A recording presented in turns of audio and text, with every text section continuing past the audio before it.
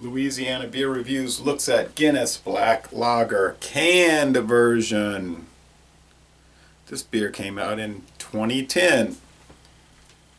It's cold brewed with roasted barley. Now, I've always seen it in bottles. When I first tried it, I didn't like it too much, but then the more I drank that 6-pack, it grew on me and I really started to like it. Sometimes beers are like that. You have to get used to them. 14.9 ounce can. This beer is 4.5% alcohol. First time I ever saw it in cans was yesterday at Aquista Paces in Covington, Louisiana. It gets an okay score on Beer Advocate. The bros say it's okay.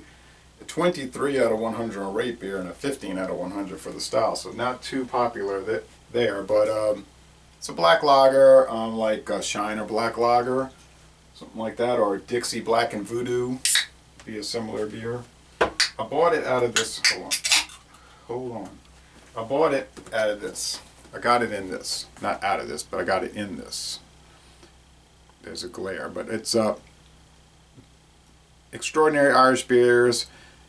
This was $11.99 for the 8-pack, and they got the can of Guinness Black Lager. I already had the Smithwick's. I did a video of that. This, we know about this. I've done that. I might do a revisit. And the Harp, new can design for Harp, new can design for Smithwick's. Okay, so that was a good deal, I thought. And it's all brewed in Ireland. This is none of the Guinness that's contract brewed in Canada. Okay, so it's from the Irish Republic.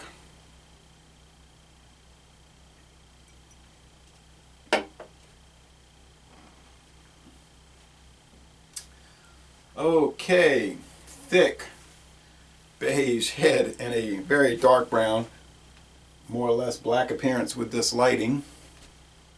It's black. I guess with direct sunlight it would be more brown. You can even see a little bit, I think, of the brown coming through at the bottom there.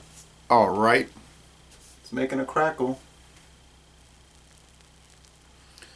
Okie doke.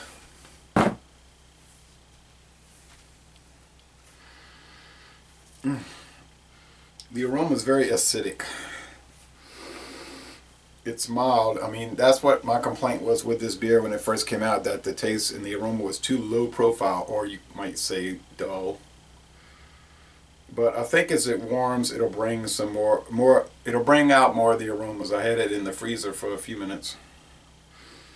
But it's acidic, and it's you could pick up the roasted barley. And that's what it says, roasted barley. So it smells like it's described. What they were trying to do with this was appeal to lager drinkers. Okay, so some people say that the Guinness Stout is too strong. It's not, but that's what some people will complain about and say.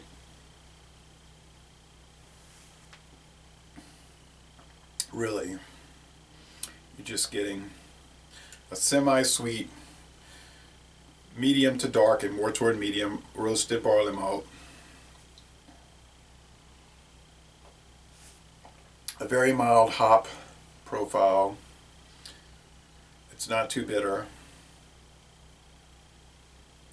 The mouthfeel is light and watery, and the finish is dry, refreshing, easygoing, and very drinkable.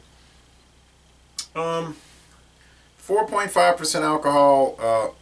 It's not a heavy, particularly heavy-bodied beer. This would go well, I think, for a St. Patrick's Day celebration. I could see people drinking a lot of these, and it's not too strong. It won't get you too messed up. It's not too heavy or, intense or anything like that. So you could drink a few of these and not run into trouble. Whereas if you had the Guinness Foreign Extra Stout and you were down in those, well, you might run into some real serious issues. Even the Guinness Extra Stout at 6%. So for an approachable, mass-produced black lager beer, it's really good. Now, I think the Shiner Black Lager has a little more roastiness, a little more sweetness, a little more full flavor. Same thing with the Dixie Black Lager.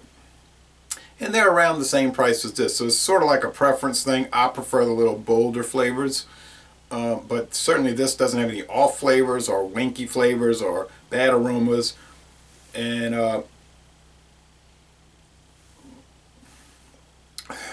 I'm about to eat lunch, and this is going to pair real well with lunch, pretty much anything, especially spicy food. So I would give it, I'm going to say B+, very good. I'm not going to go into excellent, although it's crafted in an excellent way. It's just that it's sort of made to be on the duller side, I guess. So it is this way by design. But yeah, B+, it is very good. And being that it's Diageo Guinness, you're not gonna get a bad one, all right? So it's carbonated, as you can see. So le bon temps roulé. This is a very good and enjoyable beer. I'll enjoy the other can, or I might share it with somebody. And I'm gonna end this review by saying, y'all come on down to southeastern Louisiana and enjoy St. Patrick's Day if you're watching this the day before or on St. Patrick's Day 2014.